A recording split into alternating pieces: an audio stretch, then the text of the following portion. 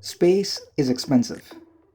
And to compare how expensive it really is, SpaceX is charging around 55 million per seat in its Dragon capsule, where the capsule generally has 3 to 4 seats. So it means, in total, it costs more than $200 million for a single rocket launch. And the best part is, that 200 million figure is actually a cheaper amount. It used to be even more expensive when NASA just used to allow their rockets to fall calmly into oceans after every single launch. Back in the days, during their shuttle program, it was costing around $1.75 billion per launch to NASA. And considering that initial number, the prices have definitely come down today. But still, if launching a rocket is that big of a deal, then how does SpaceX even make money? Or do they?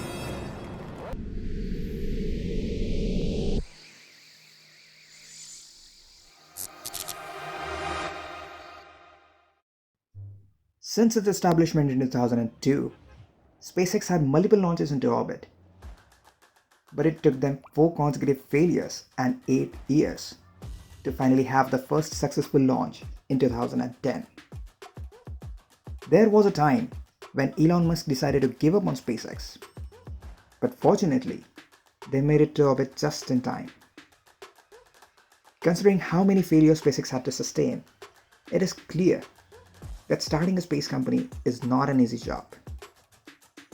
Now, SpaceX is a private company, and hence it is funded by private investors.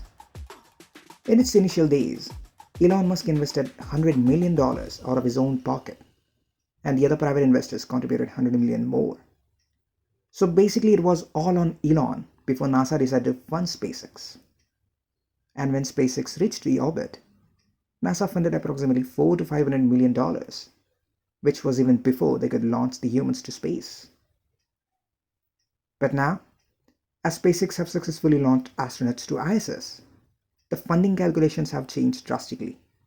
NASA brought capital to the company at a time when it was absolutely critical for us. As technology got improved, SpaceX began the series of advanced launch tests. They were in the position to afford minor failures as they already had secured contracts from NASA.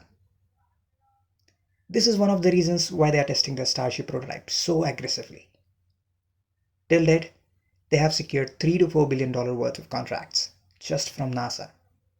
And this contract includes multiple cargo supply missions, crew missions, and different satellite launches. They also have started dealing with many private telecommunication companies for launching their satellites.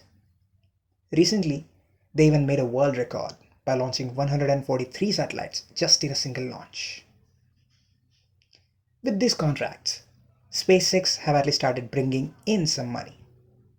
But that is simply not enough for the most ambitious Mars colonization plan.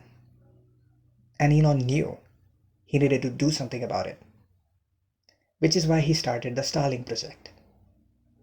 In fact, Starlink have already started taking the pre-orders with their beta version. And if you haven't already seen the video, please find the link at the top of your screen or in the description as well. If it all worked well, then it is expected that Starlink itself will generate the revenue of around 30 billions every year, which is bigger than any of the SpaceX deals today. So if you really wants to contribute to SpaceX's Mars colonization plan, you can simply go ahead and order the Starlink. And to know how to order, you can simply watch the video I made. To summarize, it includes the government contracts, telecommunication deals, and the Starlink project as the main income streams for SpaceX.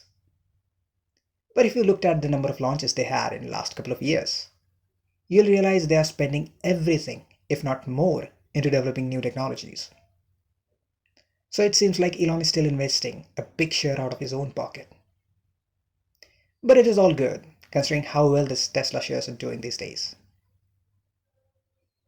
Obviously, if SpaceX or any other private company gets success in building a human base somewhere in outer space, we could potentially open the door for the $1 trillion worth space mining industry. So what do you think? Where we will have the first human base? Is it on the moon or on the Mars? Comment down your answers below and also tell us Which company is most likely to do it first? Is it the NASA, SpaceX, Blue Origin, or some other company from around the world? To know how fast the technology development is going in different parts of the world, you can just check out our series on the space around the globe. With this, please like the video, subscribe to the channel, and then I'll see you in the next one.